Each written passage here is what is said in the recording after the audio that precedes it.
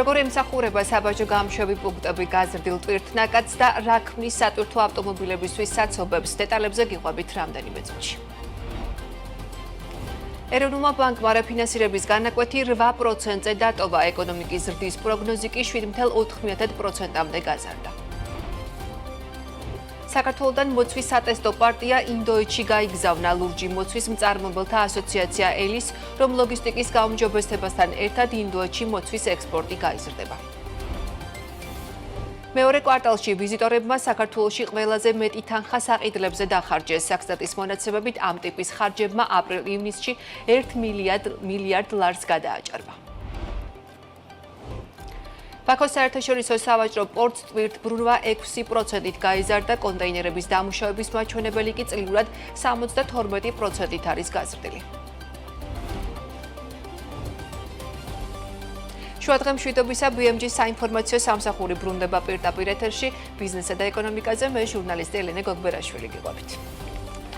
ჩემი აქ დგომის რეალური მიზეზი პირადი შურისძიებაა. თანაინვესტირების ფონდის ყოფილმა ხელმძღვანელმა გიორგი ბაჩიაშვილმა სააპელაციო სასამართლოს პირველ სხდომაზე განაცხადა, რომ ის საერთაშორისო კანონმდებლობით თავს არა პატიმრად, არამედ ტყვედ მიიჩნევს. ბაჩიაშვილმა სასამართლოს სხდომაზე ვრცლად მოყვა ქვეყნიდან გაქცევის შემდეგ, რა პირობებში ჩამოიყვანეს საქართველოში.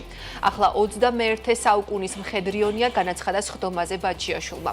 გიორგი ბაჩიაშვილის საქმის განხილვა თბილისის სააპელაციო სასამართლოში მიმდინარეობს. გიორგი ბაჩიაშვილის თბილისის საქალაქო სასამართლოს გადაწყვეტილებას ასაჩივრებს, რომლის მიხედვითაც მან ბიტკოინების საქმეზე მოსამართლემ დამნაშავედ ცნოდა 11 წლით თავისუფლების აღკვეთა მიუსაჯა. მე მართლა არ დავიტოვებია საქართველოს ამდენი 2 წლის მანძილზე თითქმის. ხოლო მაშინ გაყო იძულებული, როცა პირდაპირ მომივიდა ინფორმაცია, რომ ციხეში შენ წამებას აპირებენ. დაღჭილდაო ციხეში პირდაპირ იმედი შევა მას ეთქვა. ზუსტად ამ სიტყვისებია გადაწყვეტა მე ქვეყნის დატოვება და მომიწია დატოვება. და რა მოხდა ამის შემდეგ? თვალეზე თავზე მეშო ჩამოფარებული 2 დღე მატარეს აბუ-დაბიში და დუბაიში, არანაირი ადვოკატის, არანაირი მოსამართლის და არანაირი პროკურორის შეხვედრის უფლების გარეშე და პირდაპირ ძალით შემატყიეს თვითმფრინავზე. აიზენა თვითმფრინავზე, სადაც დავხვდა ანრი ოხანაშვილი და კიდევ რამოდენიმე მაღალ ჩინოსანი. ყველანაირი კანონის გარკვევით. მე დღეს თქვენს წინაშე ვკრავარ მუტაციები, მე პატიმარი არ ვარ, მე ვარ წყვენ. მინდა რომ იცოდეთ, ყველანაირი საერთაშორისო კანონმდებლობით. ასე არის. ვითომ რომ მიპოვეს თეთრი მაიმი და თეთრი თესაცმით, სადღაც დინარი გადმოცულული, ეს არის სიცრუე. 2025 წლის პირველ ნახევარში საქართველოს სატრანსპორტო დერეფანში გატარებული ჩინური ტვირთების მოცულობა გაიზარდა. ეკონომიკის სამინისტროს ინფორმაციით, მიმდინარე წლის იანვარ-ივნისის პერიოდში შუა დერეფანზე ჩინეთიდან და პირიქით ჩინეთისკენ საქართველოს გავლით გადაზიდულმა კონტეინერების რაოდენობამ 9849 TEU შეადგინა, რაც გასული წლის ანალოგიურ პერიოდთან შედარებით 173%-ით მეტია. ეკონომიკის სამინისტროს ინფორმაციით, ფოთისა და ბათუმის პორტებმა 2025 წლის 6 თვეში 7 მილიონი ტონა ტვირთი გაატარეს, რაც წინა წლის ანალოგიურ პერიოდთან შედარებით 5.9%-ით მეტია. საკონტეინერო გადაზიდვები კი წელს 19.5%-ით გაიზარდა. ტვირთბრუნვის ზრდაზე აცხადებს ბაქოს საერთაშორისო სავაჭრო პორტიც. აზერბაიჯანული მედიის ცნობით ნავსადგური მიმდინარე წლის იანვარ-ივნისში 3.930.521 ტონა ტვირთს მოიმსახურა, რაც 6.3%-ით მეტია 2024 წლის ანალოგიური პერიოდის მაჩვენებელზე. წლის პირველ ნახევარში პორტის გავლით 53.000 ერთეულზე მეტი კონტეინერი გადაიზიდა. მაშინ, როდესაც გასულ წელს მხოლოდ 30.869 TEU ერთეულის მომსახურება განხორციელდა. ამ კუთხით წლიური ზრდა 72%-ია. როგორ ემსახურება საბაჟო გამშვები პუნქტები გაზრდილ ტვირთნაკადს. შემოსავლების სამსახური განმარტავს, რომ საქართველოს მასშტაბით არსებულ გამშვებ პუნქტზე გაზრდილია მებაჟე ოფიცრების რაოდენობა, მომატებული საერთაშორისო ტვირთბრუნვის უწყვეტობის უზრუნველყოფის მიზნით კი შემოსავლების სამსახური ინტენსიურ კომუნიკაციაში იმყოფება თურქეთის, აზერბაიჯანისა და სომხეთის რესპუბლიკების შესაბამის საბაჟო ადმინისტრაციებთან. გაზრდილი ტვირთნაკადის ფონზე კი სახმელეთო გადამზიდავების საბაჟოებზე წარმოქმნილ საცობზე საუბრობენ და აცხადებენ, რომ საბაჟო ფორმალობები დროში ჭიანურდება. როგორ ემსახურება საბაჟო გამშვები პუნქტები ტვირთებს, რამდენად დიდი დრო სჭირდება საბაჟო ფორმალობებს და ექმნებათ თუ არა პრობლემა ტვირთის გადამზიდავებს. თემაზე სასაუბროდ ირაკლი ნემსაძე, საქართველოს სახმელეთო გადამზიდავთა ასოციაციის თავმჯდომარე გვერდდება ახლა პირდაპირ ეთერში. ირაკლი, მოგესალმებით, პირველ რიგში უღმესი მადლობა თქვენი დროისთვის. მოგესალმებით, მადლობა ინტერესისთვის ჩვენი სფეროს პრობლემატიკის შესახებ. მადლობა თქვენ ჩართვისთვის. ირაკლი, ჩვენ ეხლა წინა სიტყვებაშიც მოვუყევით მაყურებელს, რომ შემოსავლების სამსახური არ უარყოფს ყოველ შემთხვევაში ამ განცხადებით, რომ საბაჟო გამშვებ პუნქტებზე გაზრდილია ტვირთის ნაკადი, თუმცა აცხადებენ, რომ არანაირი შეფერხება ამ მხრივ არ არის, რაც უშუალოდ დაკავშირებულია საბაჟო ფორმალობებთან და 24 საათიან რეჟიმში მუშაობენ მებაჟე ოფიცრები და მათი რაოდენობაც არის გაზრდილი ტვირთ ნაკადის ზრდასთან ერთად. თუმცა მეორე მხრივ ჩვენ მათ შორის სოციალურ ქსელში ხვდებით გადამზიდავი კომპანიების, ასევე მძღოლების განცხადებებს, რომ ძალიან დიდი საცობია საბაჟოებზე წარმოქმნილი და ამ პრობლემები ექმნებათ მათ ტვირთის მოძრაობის თვალსაზრისით. რა ინფორმაციას ფლობს ამ შემთხვევაში ასოციაცია? მოკლედ არის თუ არა ესეთი სატვირთო მანქანების საცობები საბაჟოებზე და რეალურად რა შეიძლება იყოს თუ კი ამის მიზეზი? გისმენთ. მოგახსენებთ, ტვირთნაკადის მკვეთრი ზრდა საქართველოში შეიმჩნევა 2022 წლიდან ცნობილი ტრაგიკული მოვლენების გამო, რომელიც ჩვენს მეზობლად ვითარდება საომარი კონფლიქტის გამო, ძალიან ბევრი მიმართულებით გადასაზრდი ტვირთები გადმოერთო საქართველოს ტრანზიტზე და მყისიერად შეიქმნა უზარმაზარი საცობები მაშინვე. იმ დროიდან მოყოლებული ჩვენ აქტიური კომუნიკაცია გვაქვს შემოსავლების სამსახურთან და მუდმივად ვახსენებთ და ვაყენებთ ამ საკითხს, რომ ტვირთების სწრაფად გამტარუნარიანობა კრიტიკულად მნიშვნელოვანია საქართველოს სატრანზიტო ფუნქციის მინიჭებისა და შენარჩუნებისთვის, რამეთო მოგეხსენება დრო რამდენად მნიშვნელოვანია როგორც გადამზიდავისთვის, ისე ტვირთმფლობელისთვის. რიგი ღონისძიებებისა გატარდა მაშინაც, მაგრამ მე ვფიქრობ, რომ ამ წუთას მდგომარეობა არადამაკმაყოფილებელია. ჩვენ ყოველთვის რეგიონში გამორჩეული, ესე ვთქვათ, სასაზღვრო გამშვები პუნქტები გქონდა ამ ბოლო წლებს გულისხმობ, მაგრამ ბოლო პერიოდში ვფიქრობ, რომ ვეღარ უპასუხობთ იმ გამოწვევებს სათანადოდ, რომლებიც ზოგადად აქვს საქართველოს. მაგალითად, მოგეხსენებათ, რომ საქართველოს სატრანზიტო ფუნქციიდან გამომდინარე, რამოდენიმე ძირითადი, ესე ვთქვათ, მიმართულება, რომელიც ყველაზე მეტად არის დატვირთული. ეს არის სარფის საბაჟო გამშვები პუნქტი თურქეთთან მიმართულებით, ზემო ლარსის გამშვები პუნქტია რუსეთის ფედერაციის გავლით შუა აზიის ქვეყნებში მიმავალ ტვირთებზე და აზერბაიჯანის მიმართულებით გამტარი შესაბამისი პუნქტები. ამ პუნქტებზე, მაგალითად, ზემო ლარსის მიმართულებით პრობლემები იქნება სეზონურადაც. ეს არის ძირითადად ზამთრის გაზაფხულის პერიოდი, როდესაც კლიმატური პირობების გამო ეს გზა ხშირად გვეკეტება და მაშინ ეხა შემოსავლების სამსახურთან განსაკუთრებით პრეტენზიებს ვერ გამოვიყენებთ, ვერ მივმართავთ უпроსტორად, მაგრამ შესაძლებელი არის უფრო ეფექტურად მუშაობაც. სარფის მიმართულებით გვაქვს, ესე ვთქვათ, სტატიკური მდგომარეობა, მაგალითად მოგეხსენებათ, რომ ტრანზიტული ტვირთების შემოწმება ხორციელდება ხშირ შემთხვევაში სკანირების მეთოდით, რა.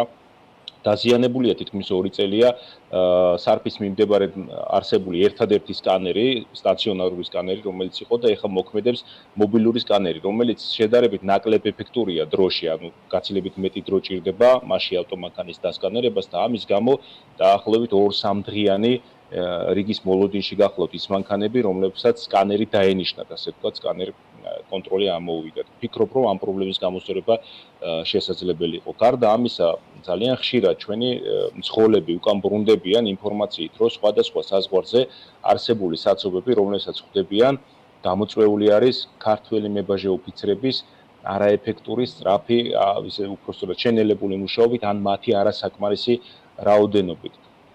ჩვენ ეს საკითხი დავაყენეთ, გქონდა ესე ვთქვათ, კავშირი და გვითხრეს, რომ გამოსწორდება, მაგრამ ჯერჯერობით კიდევ ერთხელ ვიმეორებ დამაკმაყოფილებელი შედეგებს ვერ ხედავ, თუმცა იმედს ვიტოვებთ, რომ გამოსწორდება. გარდა ამისა, თავად გესში, ანუ გაფორმების ეკონომიკურ ზონებში, სადაც სხვადასხვა პროცედურას გადის, მათ შორის ტრანზიტული ტვირთები, მაგალითად რეექსპორტის გასაგზავნი ტვირთები, ვფიქრობთ, რომ რიგი პროცედურებისა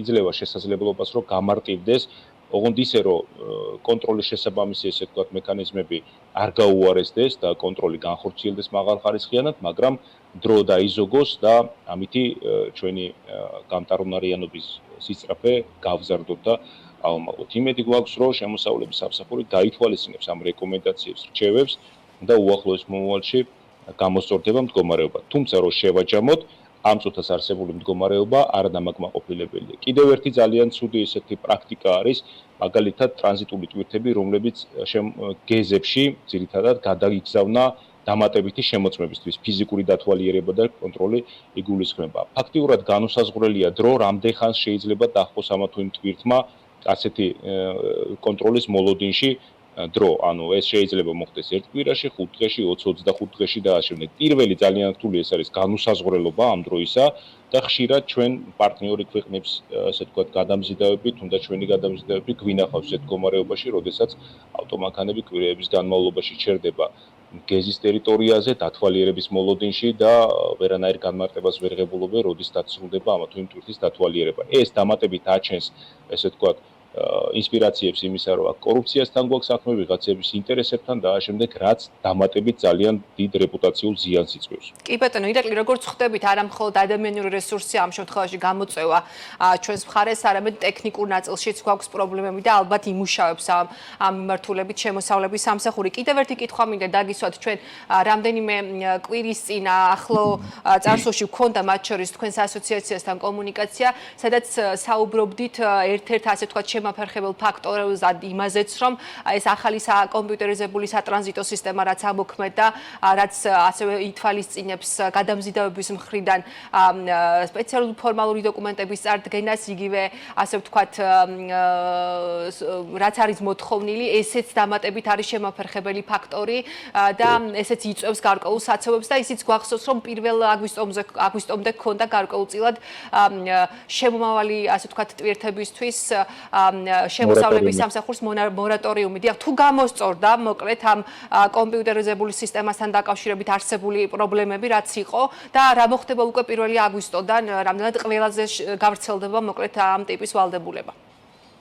ნაწილობრივ შემცირდა ესე ვთქვათ დაწოლა, იმიტომ რომ დაემატა 1-2 კომპანია, რომელსაც შესაძლებლობა აქვს რომ იმოქმედოს როგორც ტრანზიტის ოპერატორმა, თუმცა ეს არასაკმარისი სიმძლავრეებია, ანუ როგორც მოგეხსენებათ, გადამზიდავები, რომლებმაც ტრანზიტულად უნდა გადაკვეთონ საქართველოს ტერიტორია თურქეთის ან ევროკავშირის მიმართულებით, ვალდებული არიან შესაბამისი დეკლარაცია, შესაბამისი ფორმით წარადგინონ და ეს გარკვეული კომპეტენციის მქონე ადამიანების არსებობასაც გულისხმობს, რომლებიც გაწევენ ასეთ მომსახურებას, მაგრამ შესაბამის ფინანსური გარანტიების არსებობასაც. ორივე მიმართულებით გვაქვს, ასე ვთქვათ, დეფიციტი, ანუ როგორც კადრების დეფიციტია, მაგრამ მუშაობთ ამაზე, ასევე შესაბამისი ფინანსური გარანტიებით აღნიშნული კომპანიების უზრუნველყოფა.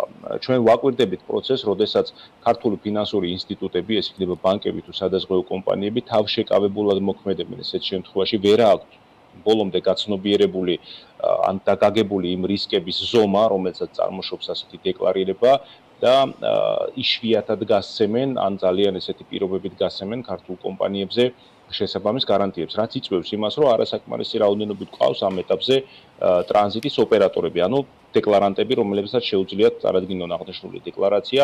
ამ მიმართულებით ანუ ბევრს პრობლემა შეექმნა ირაკლი ამ შემთხვევაში იმ გადამზიდავებს გულისხმობ, ვისაც ევროპის ტერიტორიაზე და ევროპის ქვეყნებში გადააქვს ეს ასე ვთქვათ ტვირთები და შეუძლია ამ ერთი დეკლარაციით გაიაროს საბაჟო ფორმალობები. ანუ ამ ხრივ თუ უკვე პრობლემები შეექმნათ გადამზიდავებს. უნებრივია, ანუ ეს ფაქტი, რომ შესაბამისი რაოდენობის არ აქვს ტრანზიტის ოპერატორი, რომელიც საკმარისი სიჩქარით ვერ აკეთებს აღნიშნულ დეკლარაციას, ანუ ის გადამზიდავები იმყოფებიან მოლოდინის რეჟიმში და რაღაც X რაოდენობის დღეებს კარგავენ. ამ დრომდე, როგორც მოგახსენეთ, მორატორიუმი სანამ არის გამოცხადებული, ეს გადამზიდავები საზღვრის გადაკვეთას ახერხებდნენ, ანუ საქართველოს შემოსვლას და ამა თუ იმ სადგომებზე ელოდებოდნენ თავიანთ დეკლარაციას, ასე ვთქვათ, დიდად არ შექმნდა საწოლი, მაგრამ ჩვენ არ ვიცით ახლა 1 აგვისტოდან, ანუ შევა ეს წესი იმ ფორმით, როგორც უნდა იყოს თუ არა, ანუ ეს ნიშნავს იმას, რომ ყველა გადამზიდავმა საზღვრის კვეთამდე უნდა დაადეკლარიროს თავისი ტვირთი. თუ ეს ამოქმედდება, მე ვფიქრობ, რომ დამატებით საცობებს მივიღებთ შესაბამის საზღვრებზე. კი ბატონო. ირაკლი, ჩვენ დასაწყისში ასევე ვუყვებოდით მაყურებელს, რომ 6 თვის შედეგები, რაც ეკონომიკის სამინისტრომ გაასაჯაროვა, ვხედავთ, რომ ჩინეთიდან და პირიქით მოკლედ საქართველოს გავლით ტვირთები ჩინეთის მიმართულებით არის საგრძნობლად გაზრდილი. თუ არ ვცდები, დიახ, 73%-იან ზრდაზე საუბრობს ეკონომიკის სამინისტრო. ამ ნაწილში მინდა გკითხოთ, ეს ალბათ უმეტესი წელი ამ ტვირთების იქნება სარკინიგზო ტრანსპორტით გადაზიდული, თუმცა სატვირთო გადამზიდავების გადამზიდავებზე რა წილი მოდის და ასევე საინტერესოა ის კვოტები, რომელიც გამოყოფილია ჩინეთის მიმართულებით, რამდენად არის საკმარისი და ამ ნაწილში რამე გამოწვევებს თუ ხედავთ? მოგეხსენებათ სტატისტიკა ხშირად საკითხის ისე თქვა სწორად იდენტიფიცირებას და პრობლემის შინაარსში გარკვევას არათუ ამარტივებს, არამედ ართულებს. და ესეც არის, რომ ეს 179%-იანი ზრდა რა ნიშნულთან არის შედარებული და რეალურად რა მდგომარეობა გვაქვს. რკინის მე მოგეხსენებათ სახმელეთო გადამზიდავთა ასოციაციის ხელმძღვანელი ვარ და ჩვენი საქმიანობის სპეციფიკა ძირითადად სახმელეთო ავტოტრანსპორტით გადაზიდული ტვირთების მონიტორინგი გახლავთ და ვერაფერს მოგახსენებთ დიდად სარკინიგზო და საზღვაო ხაზებით გადაზიდულ ტვირთების მოცულობის ზრდას ან კლებასთან დაკავშირებით, მაგრამ სახმელეთო მიმართულებით ბოლო 6 თვის განმავლობაში მნიშვნელოვან ზრდას ფაქტიურად ვერ ვხედავთ. ძალიან ბევრი ქართველი გადამზიდავი, რომელიც ძალიან დიდი ენთუზიაზმით გავიდა დასაწყისში ჩინურ ბაზრებზე და ჰქონდა დიდი მოლოდინი, იმედგაცრუებული დაბრუნდა უკან და ჩვენთან შეიმჩნევა ტენდენცია ის, რომ შუა აზიის ქვეყნების მიმართულებით ტვირთების გადაზიდვაზე მოთხოვნა შემცირდა. ანუ ციკლი როგორ გამოიყურებოდა ქართველი გადამზიდავისთვის, ძირითადად თურქეთის ტერიტორიიდან ან საქართველოში მოტანილი ტვირთებს გადაზიდავდნენ ყაზახეთის, ყირგიზეთის, უზბეკეთის, შუა აზიის ქვეყნების მიმართულებით, ვინაიდან პირდაპირ ჩინეთზე ესე თქვა ტვირთები ამ დრომდე ესეთი არა გვაქვს. შემდეგ გადადიოდნენ ეს გადამზიდავები ჩინეთის ტერიტორიაზე და მოქონდათ უკან ტვირთები. ეს იყო ძირითადად ჩვენი რეგიონის დანიშნულებით ტვირთები, სომხეთი, აზერბაიჯანი, საქართველო, კავკასია ძირითადად, მაქსიმუმ თურქეთი ძალიან მცირე რაოდენობით იყო, აი ეს მთავარი ტვირთები, რომელიც იმედიც ჰქონდა ევროპაზე გასაგზავნი ტვირთები, იმიტომ რომ ესე თქვა ტრანსპორტირების ციკლის უწყვეტობა ვერ ხორციელდებოდა, ანუ გადამზიდავები, რომლებიც ჩინეთიდან გადაზიდავდნენ, ვერ ახერხებდნენ ევროპაში გადაზიდვას. ეს ცალკე საკითხია განსახილველი, რატომ და ძალიან მნიშვნელოვანი, მაგრამ შეიმჩნევა ესეთი ტალღურობა ჩინეთის ბაზართან დაკავშირებით. როგორც კი საზღვაო ხაზის მიმართულებით მდგომარეობა სტაბილურდება, ანუ საკონტეინერო გადაზიდვა რაღაც ვადებში ექვემდებარება ლოგიკას და ტარიფებში მცირდება, ანუ წითელ ზღვაში მდგომარეობა როგორც კი დასტაბილურდება, სახმელეთო გადაზიდვებზე მოთხოვნა მკვეთრად იკლებს, იმდენად მკვეთრად, რომ ხშირად ქართველი გადამზიდავები აი უკან დასაბრუნებელი რესურსსაც კი ვერ მოიპოვებენ ჩინეთიდან. ამას ემატება სხვადასხვა ფაქტორები, მაგალითად დღესასწაულის პერიოდებში ძალიან დიდი ხნით ინფრასტრუქტურის და სხვა სამუშაო პროცესების დაკეტვა, რაც პრინციპში მოსალოდნელი იყო. ამას დაემატა რეპუტაციული ზიანი, რაც მივიღეთ ამ რამოდენიმე თვისა და წლის განმავლობაში, ესე ვთქვათ, ქართველი გადამზიდავებმა, რიგმა გადამზიდავებმა, ესე ვთქვათ, ისეთი არაკეთილსინდისიერება და არაკვალიფიციურობა გამოაჩინეს ამ მიმართულებით სამწუხაროდ და ჰქონდა ჩვენ რამოდენიმე თვის წინ სახმელეთო ტრანსპორტის სააგენტოსთან ერთად ჩართული ვიყავით, საგარეო საქმესთან, სამინისტროსთან ჩართული ვიყავით პროცესში, რომელიც ემსახურებოდა ქართველი გადამზიდავების რეპუტაციის აღდგენას, ასეც კი დაისვა საკითხი, რომ ქართულ გადამზიდავებს არ ტვირთავდნენ. მოკლედ რომ შევაჯამოთ ჩინეთის მიმართულებიდან საქართველოსზე და ჩვენს რეგიონზე ტვირთების გადაზიდვაზე სტატისტიკას ვერ მოგახსენებთ, მაგრამ ბოლო 6 თვის განმავლობაში შეიმჩნევა კლების ტენდენცია და ასე ვთქვათ იმედგაცრუების ტენდენცია. ანუ შეიძლება მოლოდინი გქონდა გადაჭარბებული და ჩვენს მოლოდინს რეალობამ ვერ უპასუხა, მაგრამ ესეთი ოპტიმიზმის საფუძველი არა გვაქვს. იმედი გვაქვს, აქაც მდგომარეობა გამოსწორდება და სტაბილურდება და ეს მიმართულება, რომელიც ძალიან მნიშვნელოვანი მიმართულებად მიგვაჩნია ქართველი გადამზიდავებისთვის, მომავალში დაიჭერს იმ ადგილსა და წონას ქართველი გადამზიდავების кейსში, რაც უნდა გქონდეს. ზოგადად ირაკლი, გარდა ამისა, თუ შესაბამისი გათვლები შეიძლება არ გქონდეთ ამ შემთხვევაში გაკეთებული ჩინეთის, კონკრეტულად ჩინეთიდან ტვირთების გადმოზიდვაზე და პირიქით გადამზიდავის, თუმცა სხვა მიმართულებებიდან თუ ხედავთ პერსპექტივას და პოტენციალს, აი ზოგადად ჭრილში 6 თვე საერთო ჯამში როგორ ფასდება თქვენი მხრიდან სახმელეთო გადამზიდავების დატვირთულობის თვალსაზრისით? ერთმნიშვნელოვნად მძიმედ მოგეხსენებათ ქართველი გადამზიდავები რამოდენიმე ესე თქვა ძირითად მიმართულებაზე გადაზიდავენ. ქართველი გადამზიდავებისთვის ძალიან დიდი პრობლემა არის მაღალი დამოკიდებულება მესამე ქვეყნებიდან გადაზიდვებთან დაკავშირებით. ანუ მოგეხსენებათ საქართველოს ეკონომიკური პოტენციალი ვერ უზრუნველყოფს ძალიან ჭარბი ტრანსპორტის დასაქმებას ექსპორტისა და იმპორტის მიმართულებით. ჩვენ ძალიან მცირე რაოდენობის ექსპორტი გვაქვს, იმპორტი შედარებით მეტი, მაგრამ ეს სწორედ ის მიმართულება, რომელიც ორმხრივ გადაზიდვებში შეიძლება ჩაითვალოს. ხო, სხვა დიდი წილი ტრანსპორტისა დასაქმებულია და ცდილობს დასაქმდეს მესამე ქვეყნებში გადაზიდვაზე, რასაც სხვადასხვა პრობლემები ახლავს. სანებართო, ესე ვთქვათ, კვოტებიდან დაწყებული, სხვა შეზღუდებით დაწყებული და ეხლა მაგალითად თურქეთი არის ესეთი ჩვენი მთავარი, ესე ვთქვათ, ბაზა, საიდანაც ქართველი გადამზიდავები გადაზიდავენ ან ევროპის მიმართულებით ტვირთებს და შემდეგ ევროპიდან უკან ბრუნდებიან და ან შუა აზიის მიმართულებით და შემდეგ ჩინეთიდან იქნება თუ შუა აზიის ქვეყნებიდან თუ რუსეთიდან უკან დაბრუნდებიან რეგიონის მიმართულებით. თურქეთში განვითარებულ მოვლენებმაც კონკრეტულად ინფლაციამ გააძვირა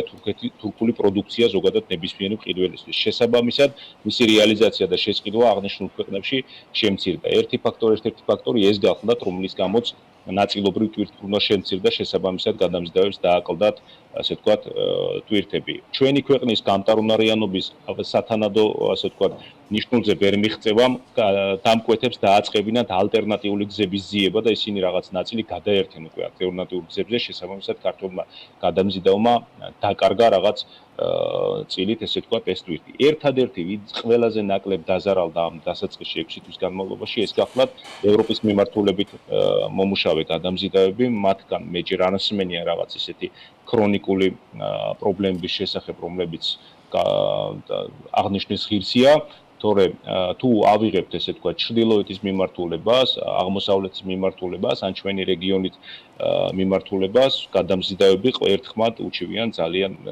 მძიმე ესე თქვა მდგომარეობას, ძალიან გაიზარდა შესაბამის გვერდებზე ვინც გადაავლებს თვალს, გაიზარდა კომპანიების რაოდენობა, რომლებიც ესე თქვა ტოტალურად ყიდიან ავტოტრანსპორტო საშუალებებს და ცდილობენ რაღაც ან შეამცირონ თავიანთი წილი, ან საერთოდ გავიდენ ბაზრიდან. მოკეთ არ არის სახარბიელო მდგომარეობა სექტორში ფაქტია. თუმცა ირაკლი იმედი დავიტოვოთ, რომ წლის მეორე ნახევარი მაინც იქნება განსხვავებული ამ წლის პირველი ნახევრისგან. ირაკლი ფაქტობრივად დრო აღარ დაგვრჩა, ამიტომ მადლობა მინდა გითხრათ ჩართვისთვის, რომ ჩაგვაყენეთ საქმის კურსში რა ხდება გადაზიდვების სფეროში, კონკრეტულად სახმელეთო მიმართულებით. მადლობა თქვენ სტუმრობისთვის. ირაკლი ნემცაძეს უსმენდა ჩვენი მაყურებელი საქართველოს სახმელეთო გადამზიდავთა ასოციაციის თავმჯდომარეს. საქმის კურსი კი ამით დასრულებულია 17 საათსა და 40 წუთზე შევხვდებით ერთმანეთს დროებით.